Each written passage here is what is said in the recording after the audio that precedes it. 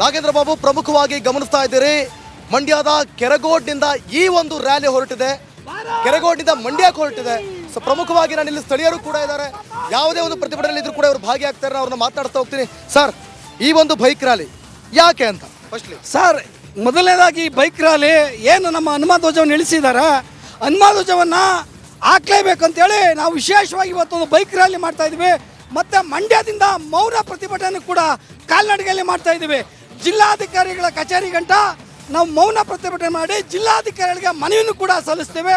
ಈ ಕೂಡಲ ತತ್ಕ್ಷಣ ಅವತ್ತು ಪಾದಯಾತ್ರೆ ಮುಖಾಂತರ ಮನವಿಯನ್ನು ಸಲ್ಲಿಸಿದ್ರಿ, ವರ್ಕೌಟ್ ಆಯ್ತಾ? ಸ್ವಾಮಿ, ಇದು ಎಮ್ಮೆ ಚರ್ಮದ ಸರ್ಕಾರ, ದಪ್ಪ ಚರ್ಮದ ಸರ್ಕಾರ. ಇದಕ್ಕೆ ಕಿವಿಗೂ ಕೇಳಿಸಲ್ಲ, ಕಣ್ಣು ಕಾಣಿಸಲ್ಲ. ಈ ಎಮ್ಮೆ ಚರ್ಮದ ಸರ್ಕಾರಕ್ಕೆ ನಾವು ಚುಚ್ಚುವಂತ ಕೆಲಸವನ್ನ ನಾವು ಮಾಡ್ತಾ ಇದ್ದೀವಿ. ಖಂಡಿತವಾಗ್ಲೂ ಈ ಭ್ರಷ್ಟ ಕಾಂಗ್ರೆಸ್ ಸರ್ಕಾರ, ಹಿಂದೂ ವಿರೋಧಿ ಸರ್ಕಾರ ಇರುವಾಗೆಲ್ಲ ಬರೀ ಇಂಥದ್ದನ್ನೇ ಬೇಡವಾದಂಥ ಕಾರಣಗಳನ್ನ ಕೊಟ್ಟು ನಮ್ಮ ಹನುಮ ಧ್ವಜವನ್ನು ಇಳಿಸಿದ್ದಾರೆ. ಈ ಎಮ್ಮೆ ಚರ್ಮದ ಸರ್ಕಾರಕ್ಕೆ ನಮ್ಮ ಹಿಂದೂ ಪರವಾಗಿ ಧಿಕ್ಕಾರವನ್ನ ಕೂಗ್ತಾ ಇದ್ದೀವಿ. ಅಲ್ಲ ಸರ್, ಪ್ರಮುಖವಾಗಿ ಅವತ್ತು JDS ಕೂಡ ಈ ಒಂದು ಪಾದಯಾತ್ರೆಯಲ್ಲಿ ಭಾಗಿಯಾಗಿದ್ರು. ಕುಮಾರಸ್ವಾಮಿ ಸ್ವತಃ ಕೇಸರಿ ಶಾಲನ ಹಾಕೊಂಡಿದ್ರು, ಮನೆ ದೇವೇಗೌಡರು ಕೇಸರಿ ಶಾಲನ ಹಾಕಿ ತಪ್ಪು ಅಂತ. ಈ ಹಿನ್ನೆಲೆಯಲ್ಲಿ ಸ್ವಲ್ಪ ಈ ಪ್ರತಿಭಟನೆಗೆ ಅವರು ಅಂತರವನ್ನು ಕಾಯ್ದುಕೊಳ್ತಾ ಇದ್ದಾರೆ ಅಂತ ಏನು ಹೇಳ್ತಾರೆ ನೀವು ಅದ್ರ ಬಗ್ಗೆ? ಖಂಡಿತ ಅಂತರವನ್ನು ಕಾಯ್ಕೊಂಡಿಲ್ಲ. ಅವರು ಕೂಡ ನಮ್ಮಲ್ಲಿರುವಂಥ ಹಿಂದೂ ಕಾರ್ಯಕರ್ತರೆ, ಅವರು ಹಿಂದೂ ರಾಮ ಭಕ್ತರೆ. ಆದರೆ ಮೇಲ್ನವರ ಒಂದು ಸೂಚನೆ ಮೇರೆಗೆ ಅವರು ಕೂಡ ಇಲ್ಲೆಲ್ಲ ಭಾಗವಹಿಸಿದ್ದಾರೆ. ಇದು ಪಕ್ಷಾತೀತವಾಗಿ ಮಾಡ್ತಾ ಇರೋದು, ಯಾವುದೇ ಪಕ್ಷ ಜಾತಿ ಮತ ಇಲ್ಲ. ಎಲ್ಲ ಹಿಂದೂ ಕಾರ್ಯಕರ್ತರು ಒಗ್ಗಟ್ಟಾಗಿ ಇವತ್ತು ನಮ್ಮ ಮಂಡ್ಯದ ಶ್ರೀ ರಾಮಾಂಜನೇಯ ಸ್ವಾಮಿ ದೇವಸ್ಥಾನದಲ್ಲಿ ವಿಶೇಷವಾಗಿ ಇನ್ನೂ ಹೆಚ್ಚಿನಾಗಿ ಕಾರ್ಯಕರ್ತರಿದ್ದಾರೆ. ಇವತ್ತು ನಾವು ಗ್ರಾಮಾಂತರದಿಂದ ಕೆರಗೋಡು ಹೋಬಳಿಯಿಂದ ನಾವೀಗ ಹೊರಟಿದ್ದೀವಿ. ಇನ್ನೊಂದು ಪ್ರಮುಖವಾಗಿ BJPನೂ ಕೂಡ ಈ ಒಂದು ಪ್ರತಿಭಟನೆಗೆ ಹಿಂದೇಟಾಗ್ತಾ ಇದೆ ಅಂತ. ಖಂಡಿತ ಸುಳ್ಳು, ಖಂಡಿತ ಸತ್ಯಕ್ಕೆ ದೂರವಾದ ವಿಚಾರ. ನಮ್ಮ ಎಲ್ಲ BJP ಕಾರ್ಯಕರ್ತರು, ಹಿಂದೂ ಕಾರ್ಯಕರ್ತರು, ಶ್ರೀರಾಮ ಭಕ್ತರು ಎಲ್ಲ ಒಗ್ಗಟ್ಟಿನಿಂದ ಹೋರಾಟ ಮಾಡ್ತಾ ಇದ್ದೀವಿ. ನಮ್ಮ ಹೋರಾಟ ಒಂದೇ, ನಮ್ಮ ಒಂದು ತ್ಯಾಗ ಒಂದೇ.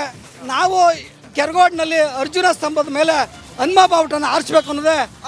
ಈಗ BJP ಬೆಲ್ಟ್ ಈ ಭಾಗದಲ್ಲಿ ಇಲ್ಲ ಅನ್ನೋ ಕಾರಣಕ್ಕೆ, ಅಂದ್ರೆ ನಿಮಗೆ ಹೊರಗಡೆಯಿಂದ ಪ್ರತಿಭಟನೆ ಮಾಡೋಕೆ ಬರ್ತಾರೆ, ಹೊರಗಡೆಯಿಂದ ಪ್ರತಿಭಟನೆ ಮಾಡೋಕೆ ಬಂದಂಥ ಸಂದರ್ಭದಲ್ಲಿ BJP ನಾಯಕರು ಬರ್ತಾರೆ, ಆದರೆ ಇಲ್ಲಿ ಆ ಶಕ್ತಿ ಇಲ್ಲ ಅಂತನಾ? ಸರ್, ಖಂಡಿತ ಇಲ್ಲ. ನೋಡಿ, ಕೆರಗೋಡು ಹೋಬಳಿಲೂ ಕೂಡ, ಕೆರಗೋಡು ಗ್ರಾಮ ಪಂಚಾಯತಿಲೂ ಕೂಡ 3 ಜನ BJP ಸದಸ್ಯರು ಗೆದ್ದಿದ್ದಾರೆ. ಹಾಗಾದರೆ BJP ಇಲ್ಲ ಅಂತನ ಅರ್ಥನಾ? ಖಂಡಿತ ನಾವು ಕೂಡ ಒಂದು ದೊಡ್ಡ ಮಟ್ಟದಲ್ಲಿ ಶಕ್ತಿಯಾಗಿ ಬೆಳಿತೀವಿ. ಮುಂದಿನ ದಿನಗಳಲ್ಲಿ ಲೋಕಸಭೆಯಲ್ಲಿ ಜನ ಈ ಭ್ರಷ್ಟ ಕಾಂಗ್ರೆಸ್ ಸರ್ಕಾರಕ್ಕೆ ತಕ್ಕ ಪಾಠ ಕಳಿಸ್ತಾರೆ.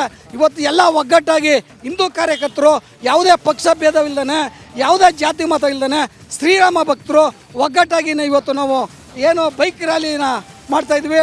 ಮುಂದೊಂದು ದಿನ ಇದೇ ಕೆರಗೋಡು ಗ್ರಾಮದಲ್ಲಿ ಹನುಮಧ್ವಜನ ಆಸೆ ತೀರ್ತೀವಿ ಅಂತ ಈ ಮೂಲಕ ನಾನು ಹೇಳಕ್ಕೆ ಇಷ್ಟಪಡ್ತೀನಿ. ಈಗ ಎಲ್ಲರೂ ಕೂಡ ತಿಂಡಿ ಮಾಡ್ಕೊಂಡು ಮೂವ್ ಆಗ್ತೀರಾ? ಖಂಡಿತ. ಈಗ ಉಪಹಾರದ ವ್ಯವಸ್ಥೆ ಇದೆ. ನಮ್ಮೆಲ್ಲ ಕಾರ್ಯಕರ್ತರು, ಹಿಂದೂ ಬಾಂಧವರು, ರಾಮ ಭಕ್ತರಿಗೆ ಒಂದು ಉಪಹಾರದ ವ್ಯವಸ್ಥೆ ಇದೆ. ಉಪಹಾರ ಮುಗಿಸಿ ನಾವು ಹೊರಡ್ತೀವಿ ಗುರುಗಳೀಗ. ಎಸ್ ಸರ್, ನಾಗೇಂದ್ರ ಬಾಬು, ಗಮನಿಸ್ತಾ ಇದ್ದೀರಿ ಈ ಒಂದು ಪ್ರತಿಭಟನೆ. ಅಂದರೆ ಅವತ್ತು ಪಾದಯಾತ್ರೆ ಮಾಡಿದ್ರು, ಇವತ್ತು ಬೈಕ್ ರ್ಯಾಲಿ ಮುಖಾಂತರ ಮತ್ತೊಮ್ಮೆ ಸರ್ಕಾರಕ್ಕೆ, ಅಂದರೆ ಹನುಮ ಧ್ವಜವನ್ನು ಯಾವ ರೀತಿ ಇಳಿಸಿದ್ರಲ್ಲ ಮತ್ತೆ ಅದೇ ರೀತಿ ನಾವು ಅಲ್ಲಿ ಹನುಮ ಧ್ವಜವನ್ನು ನೋಡಬೇಕು ಅನ್ನುವಂಥದ್ದು ಹಿಂದೂ ಅಭಿಮಾನಿಗಳು, ಹಿಂದೂ ಕಾರ್ಯಕರ್ತರ ಒಂದು ಆಸೆ ಕೂಡ ಆಗಿದೆ, ಅಭಿಲಾಷೆ ಕೂಡ ಆಗಿದೆ. ನಾಗೇಂದ್ರ ಬಾಬು, ನಾನು ಮಾತನಾಡಿಸ್ತೀನಿ. ಆನಂದ್ ಕೂಡ ಮಂಡ್ಯದ ಪ್ರತಿನಿಧಿ ಆನಂದ್ ಕೂಡ ಇದ್ದಾರೆ. ಆನಂದ, ಈಗ ಈ ಹೊತ್ತಿಗೆ ಪ್ರತಿಭಟನೆಯ ಕಾವು ಜೋರಾಗಿದೆಯಾ? ಏನ್ ಹೇಳ್ತಾ ಇದ್ದಾರೆ ಪ್ರತಿಭಟನಾಕಾರರು? ಪರಿಸ್ಥಿತಿ ರಂಜಿತ್, ಮಂಡ್ಯದಲ್ಲಿ ಯಾವುದೇ ಬಂದ್ಗೆ ಕರೆ ನೀಡಿದಂಥ ಸಂದರ್ಭದಲ್ಲಿ ಬೆಳಗ್ಗೆ 7 ಗಂಟೆಯಿಂದಲೇ ಪ್ರತಿಭಟನಾಕಾರರು ರಸ್ತೆಗಿಳಿತಾರೆ. ಆದರೆ ಇವತ್ತು ಆ ರೀತಿ ವಾತಾವರಣಗಳು ಕಂಡು ಬರ್ತಾ ಇಲ್ಲ. ವರ್ತಕರು ಕಾದು ನೋಡುವಂಥ ತಂತ್ರಕ್ಕೆ ಹೋಗಿದ್ರು, ಅಂದರೆ ಒಂದಷ್ಟು ವರ್ತಕರು ಬೆಂಬಲ ನೀಡಿದ್ರು. ಆದರೆ ಪ್ರತಿಭಟನೆ ಯಾವ ಥರ ಇರ್ತದೆ, ಬಂದ್ ಯಾವ ಥರ ಸ್ವರೂಪ ಪಡ್ಕೊಳ್ತದೆ ಅನ್ನೋದನ್ನು ಕಾದು ನೋಡುವಂಥ ಕಾರ್ಯಕ್ಕೆ ಹೋಗಿದ್ರು. ಕೆಲವು ವರ್ತಕರು ಮಾತ್ರ ಮಂಡ್ಯ ನಗರ ಬಂದ್ಗೆ ಬೆಂಬಲ ಕೊಟ್ಟಿದ್ದಾರೆ. ಉಳಿದಂತೆ ಬಹುತೇಕ ಅಂಗಡಿ ಮುಂಗಟ್ಟುಗಳು ಓಪನ್ ಆಗ್ತಾ ಇರುವಂಥದ್ದು ದೃಶ್ಯದಲ್ಲಿ ಗಮನಿಸ್ಬೋದು. ನಾನು ಸದ್ಯ ಮಂಡ್ಯದ ಪ್ರಮುಖ ವಾಣಿಜ್ಯ ಕೇಂದ್ರಗಳಲ್ಲಿ ಒಂದಾದಂಥ VV ರಸ್ತೆಯಲ್ಲಿದ್ದೀನಿ. ಇಲ್ಲಿ ಬಹುತೇಕ ಅಂಗಡಿ ಮುಂಗಟ್ಟುಗಳು ತೆರೀತಾ ಇರುವಂಥದ್ದು. ಅಂದರೆ ಸಾಮಾನ್ಯವಾಗಿ 9 ಗಂಟೆಗೆ ಅಂಗಡಿ ಮುಂಗಟ್ಟುಗಳು ಓಪನ್ ಆಗ್ತಿದ್ವು. ಆದರೆ ಯಾವಾಗ ಪ್ರತಿಭಟನಾಕಾರರು ಈ ಕಡೆ ಬರಲಿಲ್ಲ, ಹಾಗಾಗಿ ನಿಧಾನವಾಗಿ ಒಂದೊಂದೇ ಈಗ ಅಂಗಡಿಗಳು ಓಪನ್ ಆಗ್ತಾ ಇದೆ.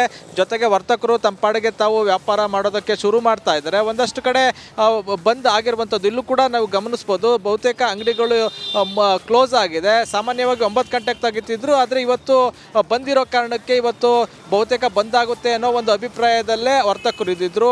ವರ್ತಕರ ಸಂಘದವರು ಒಂದಷ್ಟು ಈ ಒಂದು ಸಲಹೆಯನ್ನು ಕೊಟ್ಟಿದ್ರು, ನಿಮ್ಮ ವಿವೇಚನೆಗೆ ಬಿಟ್ಟಿದ್ದು, ಬಂದ್ ಮಾಡೋದು ಬಿಡೋದು ನಿಮ್ಮ ವಿವೇಚನೆ ಅಂತ ಹೇಳಿದರು. ಹಾಗಾಗಿ ಕೆಲವರೆಲ್ಲ ಬಂದ್ಗೆ ಸಪೋರ್ಟ್ ಮಾಡೋ ನಿಟ್ಟಿನಲ್ಲಿ ಅಂಗಡಿ ಮುಂಗಟ್ಟುಗಳನ್ನು ಮುಚ್ಚಿದ್ರೆ, ಕೆಲವರೆಲ್ಲ ಯಾವ ರೀತಿ ವಾತಾವರಣ ಇರ್ತದೆ ಅದ್ರ ಮೇಲೆ ನಾವು ವ್ಯಾಪಾರ ಮಾಡಬೇಕಾ ಬೇಡವಾ ಅನ್ನೋ ಒಂದು ನಿರ್ಧಾರದಲ್ಲಿದ್ದರು. ಆದರೆ ಯಾವಾಗ ಬಂದು ಪರಿಣಾಮಕಾರಿಯಾಗಿ ಕಾಣಿಸ್ತಾ ಇಲ್ಲ, ಹಾಗಾಗಿ ಅವ್ರು ಕೆಲವರೆಲ್ಲ ಈಗ ಅಂಗಡಿ ಮುಂಗಟ್ಟುಗಳನ್ನು ತೆರೆಯೋದಕ್ಕೆ ಶುರು ಮಾಡಿದ್ದಾರೆ. 10 ಗಂಟೆ ಬಳಿಕ ನಿಧಾನಕ್ಕೆ ಇಲ್ಲೊಂದು ಅಂಗಡಿಗಳು ಓಪನ್ ಆಗ್ತಾ ಈಗ ಸಾಮಾನ್ಯ ಸ್ಥಿತಿಗೆ ಬರ್ತಾ ಇರುವಂಥದ್ದು. ಇನ್ನು ಸಂಚಾರ ಸ್ಥಿತಿಯನ್ನು ನೋಡೋದಾದರೆ ಗಮನಿಸ್ಬೋದು, ಸಹಜವಾಗಿಯೇ ಸಂಚಾರ ಸ್ಥಿತಿ ಇದೆ. ಹಾಗಾಗಿ ಬಂದು ದೊಡ್ಡ ಮಟ್ಟದಲ್ಲಿ ಮಂಡ್ಯ ನಗರದಲ್ಲಿ ಎಫೆಕ್ಟ್ ಆಗ್ತಾ ಇಲ್ಲ.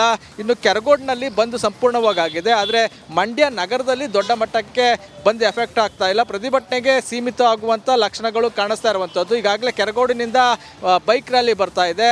ಆಂಜನೇಯ ಸ್ವಾಮಿ ರೈಲ್ವೆ ನಿಲ್ದಾಣದ ಆಂಜನೇಯ ಸ್ವಾಮಿ ದೇವಸ್ಥಾನದಿಂದ ಪಾದಯಾತ್ರೆಯನ್ನು ಆರಂಭ ಮಾಡ್ತಾರೆ. ಆ ಪ್ರತಿಭಟನೆ ಹಾಗೂ ಏನು ಪಾದಯಾತ್ರೆಗೆ ಇವತ್ತಿನ ಹೋರಾಟ ಸೀಮಿತ ಆಗುವಂಥ ಲಕ್ಷಣಗಳು ಕಾಣಿಸ್ತಾ ಇದೆ. ಇನ್ನೊಂದು ಕಡೆಯಿಂದ BJP ಹಾಗೂ JDS ಕೂಡ ಬಂದ್ಗೆ ಬೆಂಬಲ ನೀಡಿದಂತೆ ಇರೋದ್ರಿಂದ ಒಂದು ಹಿನ್ನಡೆ ಆಗುವಂಥ ಜೊತೆಗೆ ಹಿನ್ನಡೆ ಆದಂಥ ವಾತಾವರಣ ಕಾಣಿಸ್ತಾ ಇದೆ. ಹಾಗಾಗಿ ಇವತ್ತಿನ ಬಂದ್ ದೊಡ್ಡ ಮಟ್ಟದಲ್ಲಿ ಎಫೆಕ್ಟ್ ಆಗ್ತಾ ಇಲ್ಲ. ರಂಜಿತ್.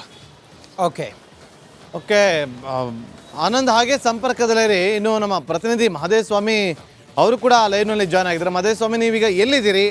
ಅಲ್ಲಿ ಹೇಗಿದೆ ರೆಸ್ಪಾನ್ಸ್ ಈ ಒಂದು ಪ್ರತಿಭಟನೆಗೆ?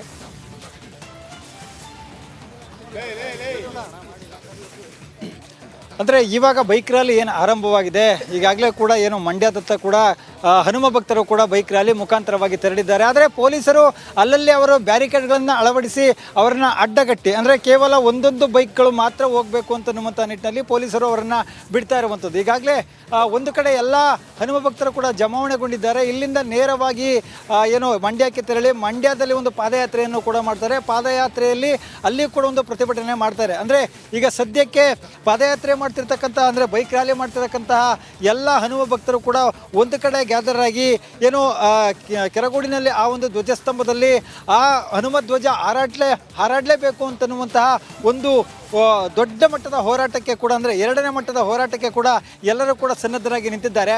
ಮಂಡ್ಯದಲ್ಲಿ ಕೂಡ ಬೃಹತ್ ಪ್ರತಿಭಟನೆ ಮಾಡ್ತಾರೆ. ಹಾಗಾಗಿ ಪ್ರತಿಯೊಬ್ಬ ಹನುಮ ಭಕ್ತರು ಬೈಕ್ ರ್ಯಾಲಿಯಿಂದ ಬಂದಂಥವರು ಮಾರ್ಗ ಮಧ್ಯದಲ್ಲಿ ಅವರನ್ನು ನಿಲ್ಲಿಸ್ಕೊಳ್ಳೋದು. ಯಾಕಂದರೆ ಪೊಲೀಸರು ಎಲ್ಲರನ್ನೂ ಕೂಡ ಒಟ್ಟಿಗೆ ಹೋಗಲಿಕ್ಕೆ ಅವಕಾಶ ನಿರಾಕರಣೆ ಮಾಡಿರ್ತಕ್ಕಂಥ ಹಿನ್ನೆಲೆಯಲ್ಲಿ, ಅಂದರೆ ಬೈಕ್ ರ್ಯಾಲಿಗೆ ಅವರು ಅನುಮತಿಯನ್ನು ಕೊಟ್ಟಿಲ್ಲ. ಹಾಗಾಗಿ ಕೇವಲ ಒಂದೊಂದು ಬೈಕನ್ನು ಬಿಟ್ಟಂಥ ಸಂದರ್ಭದಲ್ಲಿ ಮುಂದೆ ಬಂದು ಎಲ್ಲರೂ ಕೂಡ ಒಟ್ಟಾಗಿ ಒಂದು ಕಡೆ ಜಾಯ್ನ್ ಆಗುವಂಥದ್ದು, ಅಲ್ಲಿಂದ ಮತ್ತೆ ಮುಂದೆ ಬೈಕ್ ರ್ಯಾಲಿಯನ್ನು ಮುಂದುವರಿಸುವಂತಹ ಕೆಲಸವನ್ನು ಕೂಡ ಮಾಡ್ತಾ ಇದ್ದಾರೆ. ಆದರೆ ಸಾಕಷ್ಟು ಆರೋಪಗಳನ್ನು ಕೂಡ ಹನುಮ ಭಕ್ತರು ಮಾಡ್ತಾ ಇದ್ರು. ಯಾಕಂದ್ರೆ ರಾಜ್ಯ ಸರ್ಕಾರ ನಮ್ಮ ಈ ಎಲ್ಲ ಹೋರಾಟವನ್ನ ಹತ್ತಿಕ್ಕುವಂತ ಒಂದು ಪ್ರಯತ್ನವನ್ನ ಮಾಡ್ತಾ ಇದ್ದಾರೆ ಅಂತನ್ನುವಂಥದ್ದು. ಅಂದ್ರೆ ಪೊಲೀಸರನ್ನ ಮುಂದಿಟ್ಟುಕೊಂಡು ಬ್ಯಾರಿಕೇಡ್ಗಳನ್ನು ಅಳವಡಿಸಿ ನಮ್ಮ ಬೈಕ್ ರ್ಯಾಲಿಗೂ ಕೂಡ ತೊಂದರೆಯನ್ನು ಕೊಡ್ತಾರೆ ಅನ್ನುವಂತಹ ಮಾತುಗಳನ್ನು ಕೂಡ ಹೇಳ್ತಾ ಇರುವಂಥದ್ದು. Okay, thank you Divith, thank you Anand ಹಾಗೂ ಮಹದೇವಸ್ವಾಮಿ ನಿಮ್ಮೆಲ್ಲ ಮಾಹಿತಿಗಾಗಿ.